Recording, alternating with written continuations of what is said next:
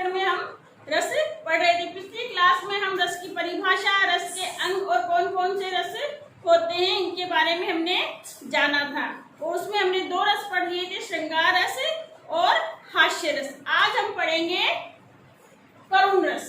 ये 9 रस है जिनके बारे में हमें जानना है। 2 हमने पढ़ लिए, श्रृंगार रस और हास्य रस। तीसरा रस है करुण रस।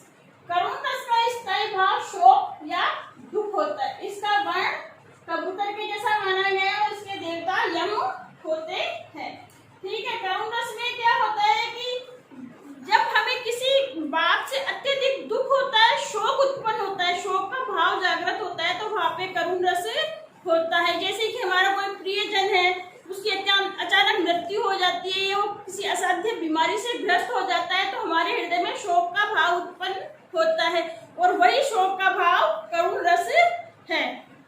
करुण रस में इसका अनुभाव जो होते हैं, इसके मतलब कि जो उसके बाद के कारण शोक उत्पन्न होने की, स्थायी भाव शोक हो गया, उसके उत्पन्न होने के जो कारण होते हैं, जैसे अत्यधिक दुख के कारण सिर पीटना, छाती फूटना, विलाप करना, रोना, पीड़ा महसूस करना, अर्थात अत्यधिक दुख महसूस करना। ठीक है, इसके संचारी भाव क्या हुआ?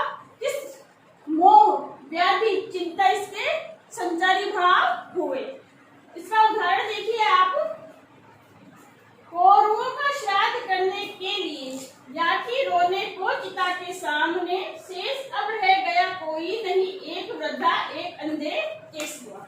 इस उदाहरण में शोक रस उत्पन्न हुआ है। कैसे? करुण रस, शोक का भाव है। कैसे हुआ है कि देखिए कि जब कुरुक्षेत्र का जब युद्ध होता है तो जो धृतराष्ट्र के 100 पुत्र होते हैं वो सारे युद्ध में मारे जाते हैं। उन्हें मुखाग्नि देने के लिए, चिता को अग्नि देने के लिए कोई भी शेष नहीं रहता और सिर्फ शेष रह जाते कौन? धृतराष्ट्र और उसकी पत्नी गांधारी, जो कि दोनों अंधे होते हैं। तो इन काव्य पंक्तियों में अत्यधिक शोक का भाव उत्पन्न हुआ है, इसलिए इसमें करुण रस है। ठीक है, अब क्या होता है, करुण रस में भी दुख होता है और वियोग श्रृंगार रस में भी दुख होता है। तो कुछ लोग कहते हैं कि ये तो दोनों समान ही है, लेकिन दोनों में अंतर है। वियोग श्रृंगार में दुख होता है, अत्यधिक होता है, दुख होता है, लेकिन इसमें क्या होता है कि नायक को नायिका से मिलन की आस होती है। अर्थात इसमें विरह के बाद भी, बिछड़ने के बाद भी ये होता है कि हम मिल पाएंगे। लेकिन करुण रस में ऐसा नहीं होता है, इसमें आस नहीं, पूर्ण रूप से समाप्त हो जाती, इसलिए करुण रस वियोग श्रृंगार रस से अलग है। ठीक है, अब हम पढ़ेंगे वीर रस। अब हम चौथा रस पढ़ेंगे, वीर रस। वीर रस का स्थायी भाव होता है उत्साह, जोश।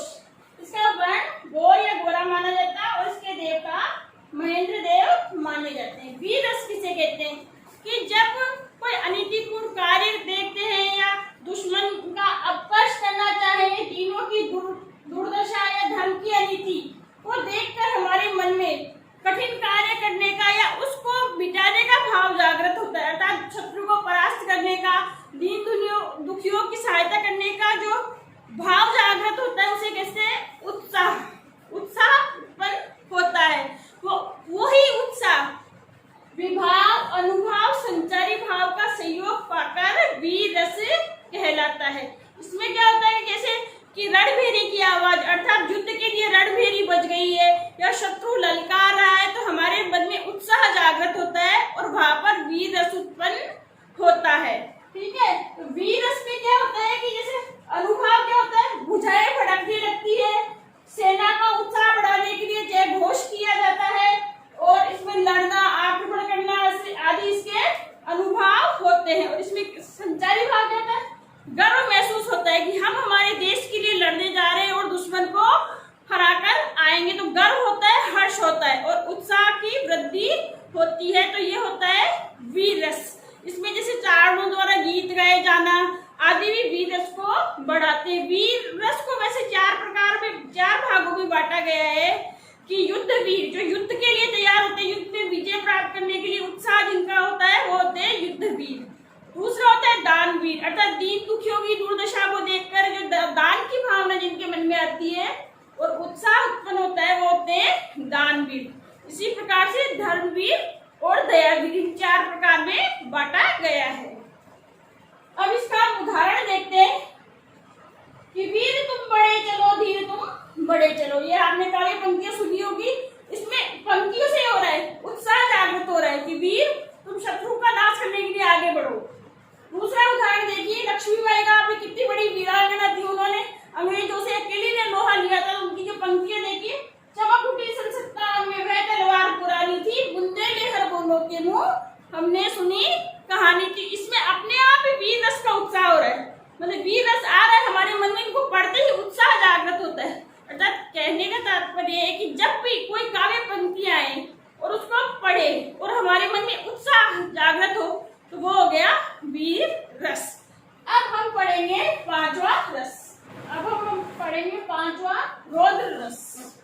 रौद्र रस का इस तरह का होता है क्रोध, ठीक है।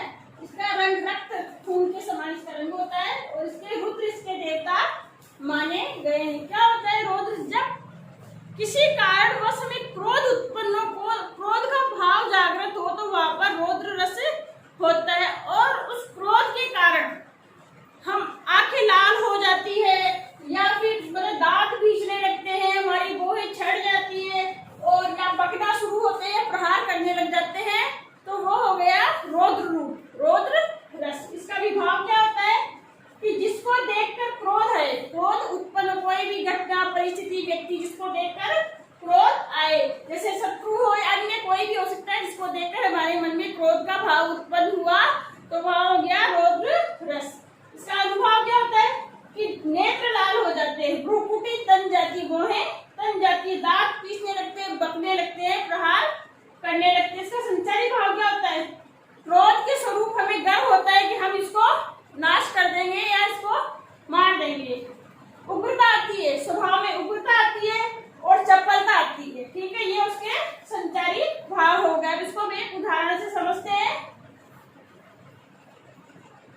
उस काल मरे क्रोध के तद कांपने लगा उसका, मानो हवा के जोर से सोता हुआ सागर जगा। अब इसमें देखिए कि क्रोध के मारे इतना क्रोध आया कि उसका पूरा शरीर कांपने लगा, ठीक है।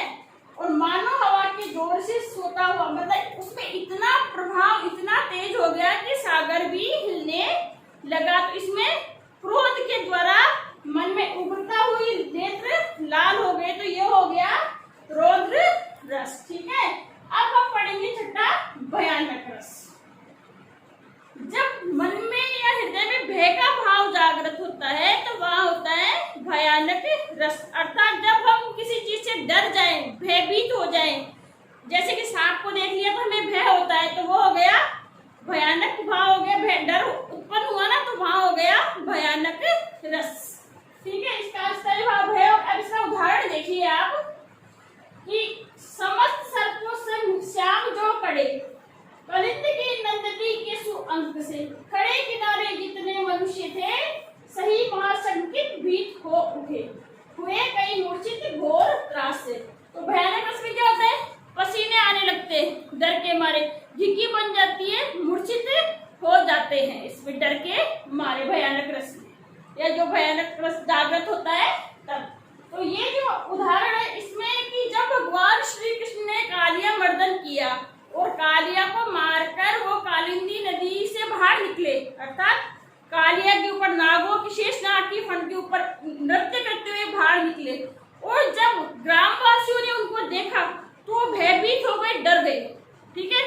तो डर के मारे इधर उधर भागने लगे, उनके पसीने आने लग गए, कुछ लोग मतलब ऐसे शंकित हो गए बिल्कुल, और कुछ लोग मूर्छित ही हो गए उस दृश्य को देखकर। तो इन काव्य पंक्तियों में क्या हुआ है? भय उत्पन्न हुआ है, इसलिए यहाँ हो गया भयानक रस, ठीक है। हमने 6 रस पढ़ लिए हैं। 7वां रस विभत्स रस, इसके बारे में हम अगली कक्षा में क्लास में जानकारी लेंगे। बाकी के बचे हुए जो रस है, विभत्स, अद्भुत, शांत, वात्सल्य और भक्ति रस, इनके बारे में हम अगले वीडियो में पढ़ेंगे। अगर आपको मेरा पढ़ाया हुआ अच्छा लगे और समझ में आ रहा है तो मेरे वीडियो को शेयर करें, लाइक करें और सब्सक्राइब करें। Thank you.